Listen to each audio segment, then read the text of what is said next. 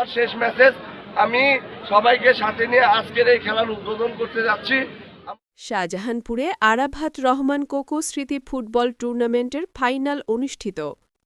সোহেল আহমেদ বগুড়া সদর প্রতিনিধির তথ্যচিত্র desk report.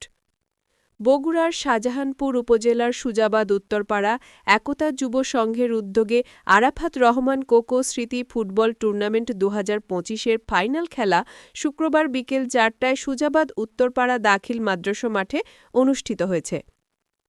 অনুষ্ঠানে সভাপতিত্ব করেন ১৩ নং ওয়ার্ড বিএনপির সিনিয়র সহসভাপতি আব্দুল মোত্তালেব বাদল। প্রধান অতিথি হিসেবে উপস্থিত ছিলেন বগুড়া শহর যুবদলের সাংগঠনিক সম্পাদক সৌরভ হাসান শিবলো। অনুষ্ঠানের উদ্বোধন করেন বগুড়া জজ কোর্টের অ্যাডভোকেট মাসুম মিয়া। বিশেষ অতিথি হিসেবে উপস্থিত ছিলেন বগুড়া শহর যুবদলের যুগ্ম সাধারণ সম্পাদক রফিকুল ইসলাম লেমন এবং সুজাবাদ দোহপাজার বিশিষ্ট ব্যবসায়ী ও সমাজসেবক আবু বক্কর সিদ্দিকী ফিরোজ। এছাড়া আমন্ত্রিত অতিথি হিসেবে উপস্থিত ছিলেন আরিফুর রহমান দীপন, মইনুল হাসান রনি, বিল্লাল হোসেন, জাহিদুল ইসলাম, মইনুল হাসান মুন্নু, মিরাজুল ইসলাম ও ফারুক প্রমুখ। খেলা শেষে বিজয়ী ও রানার আপ দলের হাতে ট্রফি ও পুরস্কার তুলে দেওয়া হয়।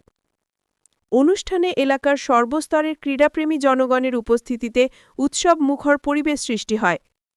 চলন মিলের সময়ের প্রতিচ্ছবি।